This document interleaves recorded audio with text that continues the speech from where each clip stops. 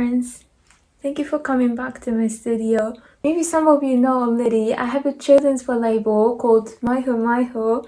It's all handcrafted and one-of-a-kind design. I'm thinking to restock some dresses in my occasional sections because currently I've only got some skirt collections, which is also really cute.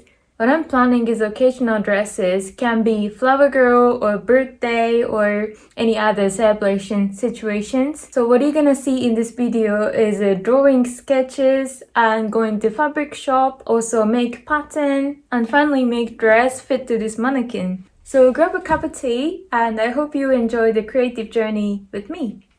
What we've got on the table is this kind of simple look. This weave design is my signature, so I would play with that, also with the color, maybe something unusual. And I've also got this flower idea, this fabric flower or bouquet or flower in a vase. That's also an idea. And I've also got this birthday girl's dress, but I think it's not really sustainable. You can only wear it one day. And I also got this mermaid design.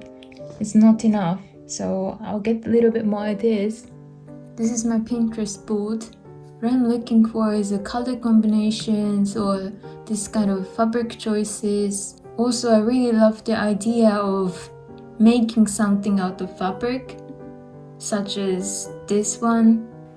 Not only the fashion inspirations, I also look at some ceramics or sweet, interior or whatever, something random, to avoid myself sticking onto the limited idea.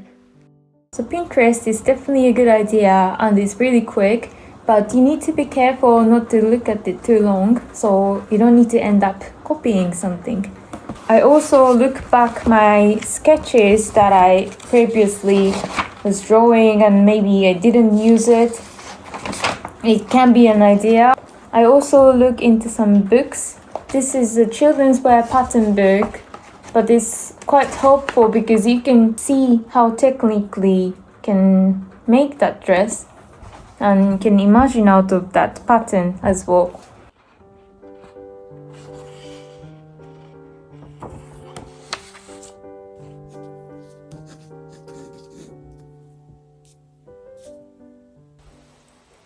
Oh my god, it's so rainy. I hope it's gonna be sunny tomorrow.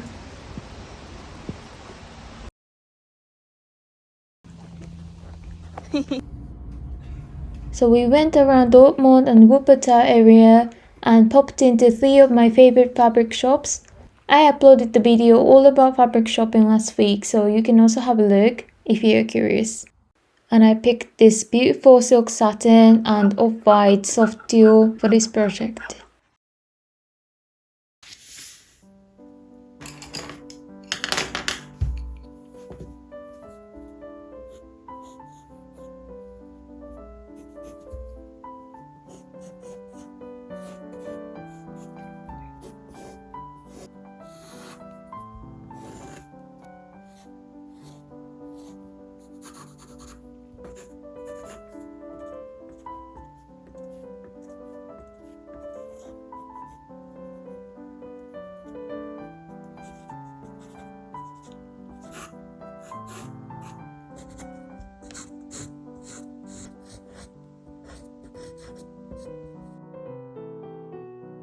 Here's a mood board of this cloudy dress. I'm imagining to be used for either flower girl or other celebration situations. And what I mean by cloudy is not the grey one, more like cotton candy-ish white. Anyway, it will be all white, something girly, playful, but still it has to be elegant.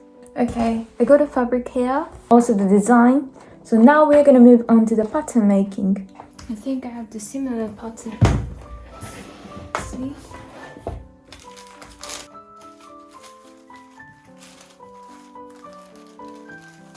I'll show you how I'm storing the pattern.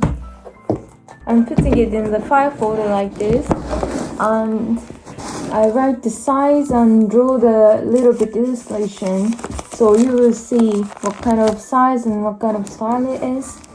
And it has multiple sizes. It's the dress, the shorts, I recommend you to have a big one, so it's not gonna be too bulky. Yeah, that's it. This mannequin has 60 centimeter waist and 67 centimeter bust, so it will be the size 130, which is for age 8 to 9.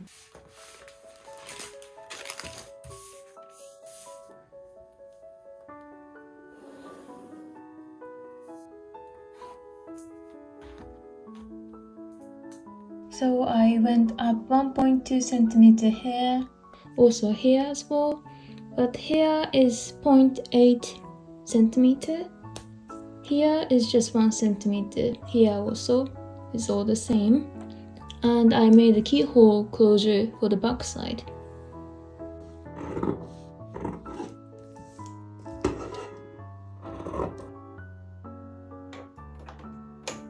This is a simple pattern, so I'm pretty sure it's gonna fit, but still I try with the lining fabric if that is really looking good before I cut the silk fabric. When you're working on a silk fabric, use silk pins. This is so fine and doesn't damage the fabric so much. And silk is really not like cotton, it keeps moving and difficult to work with. So when you cut it, sandwich the silk with paper so it will be much easier.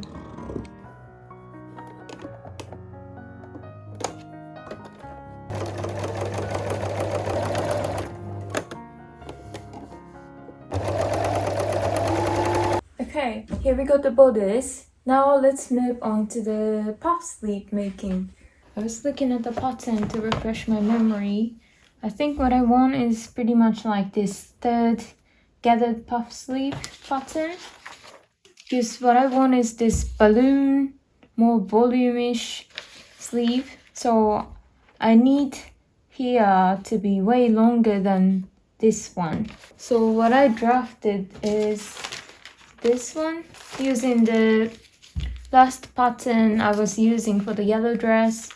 So the length, I made it longer here. Also the curve is too curvy, so I made it more flat. And yeah, let's see if it's gonna work.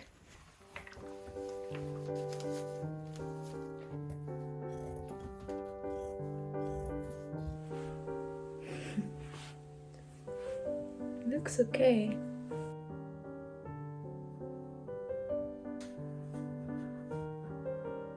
So it looks like this. If you put the wadding pad inside, it's gonna be a balloon kind of shape that I was drawing.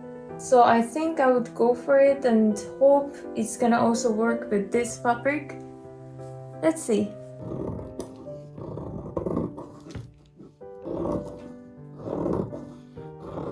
This is something I've learned from the bespoke fashion studio. You need to double thread the needle but without a knot, and you're gonna mark this center and both notches. This is just a temporary mark for sewing, so you can leave a tail and just simply tie this thread for 2 times. This is better for transparent tulle or sequins materials which you really not wanna use pen or chalk to mark.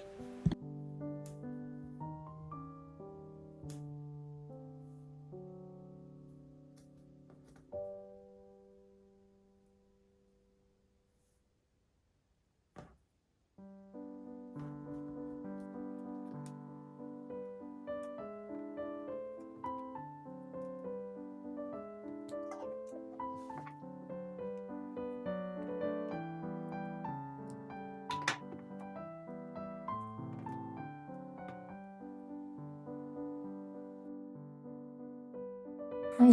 So yesterday I was marking all the center and notches with the thread, and I've got 4 pieces of this sleeve. So it's gonna be 2 for right side, 2 for left side. So now I'm gonna gather this all and connect it with the bodice. Before sewing the bodice and sleeves together, I still have few little things to do. First thing is to iron on this fusible stay tape on the armhole and neckline, waist hem. Mine is not the bias one, so I just need to snip the cup, then it will fit perfectly. This is an important step actually. If you skip it, especially armholes or neckline will stretch so easily and change the form. I don't want to imagine that. Okay, so I taped all the way where needed, and next I quickly sewed the tags on the lining fabric. At the keyhole closure, I want to have this button, so I need to make a loop as well.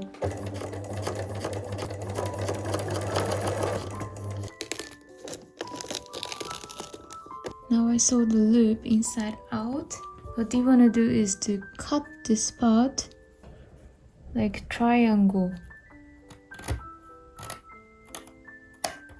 Also cut the similar one shorter than this width. So I would go for 0.5 millimeter. Then you're gonna go in here with this needle like this.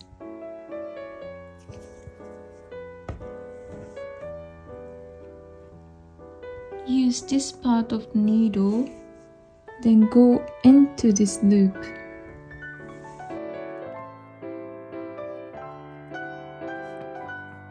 And you need to put this triangle into the loop. Now it's almost in. Shit.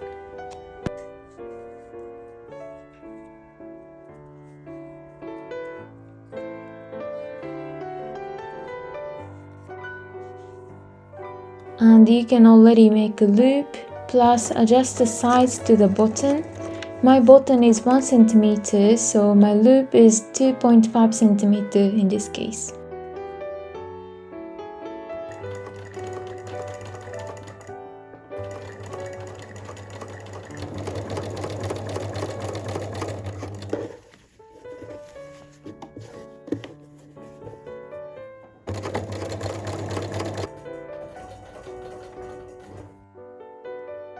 Then I gather the sleeve part, also the wadding piece to see the volume on the mannequin.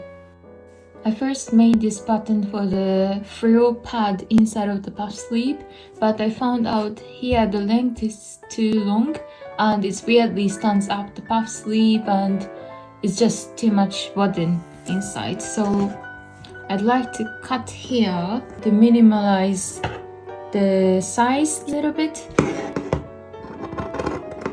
And I think still the volume is good with that. To make this shoulder pad, you can easily copy the upper part of your sleeve pattern, but when it's too long or big, in that case you can adjust the curve just like I've done it now.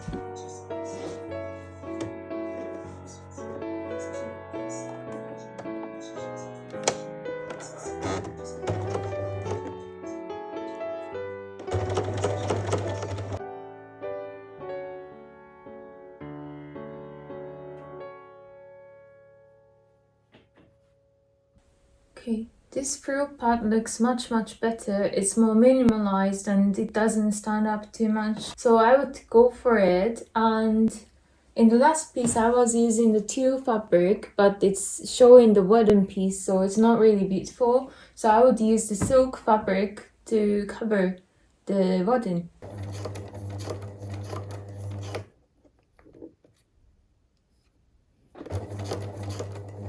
When I attached the sleeve, I only sewed onto the silk fabric, not to the lining, and start stitching 5 cm away from the edge, also finish 5 cm before the actual end, as I want to hide all the seam allowance later on, rather than the overlock finishing.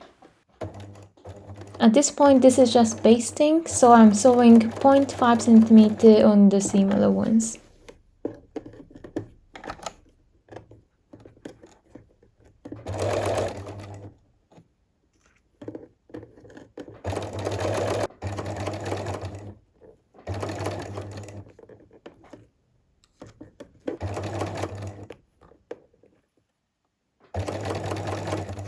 Okay, here we got the sleeve, and I also put the bottom piece inside so it's more standing out, but it's still separated to the lining piece because I wanna now go for the decoration to the front. or like a beading or embroidery, some cute things at the front. What I'm thinking is to put this kind of frame idea. This is the same idea as what I've done for the birthday dress before. I just found a good circle around me, so drafted the pattern like that. Then I fused the silk and cut to this circle, and together is roughly 1.5 times. Just sew and flip with the iron. That is an idea. I'm unpicking this piece now. I was putting right side together with the frill and flip. Then, because it was working with the cotton when I've done it before, but now it looks shit because this silk is moving and it's not the proper circle at all. So I don't want it. I'm thinking a different idea now. The next idea is to put this wadding piece inside of the silk, then gather the hem to enclose it. Then hand stitch the frill part, just roughly, because I want this circle to be as perfect as possible. Finally, here we got. I think it's looking pretty good. I hand stitched, not so much, just roughly this gathered, so I can still adjust or pull a little bit and adjust when I top stitch here. But before I do that, I need to make a little stuffed animal on top, and I want to put it here. That would be so cute. What I'm thinking is a sheep idea. I was drawing a little bit. It's like two sheeps connecting, and then it's looking like cotton candy or like a cloud, and then there is a little ball to pick them up. That was in my mind for so long, so I want to make it happen. So yeah, the video gonna be too long, so I'm gonna wrap up for now. If you like this video, please leave the comment, hit the like button, and don't forget to subscribe. I'm trying to reach 250 people in this month, so your support will be so much appreciated. You also see me on my Instagram, TikTok, also my website. Thank you. I will see you on the next one. Bye bye.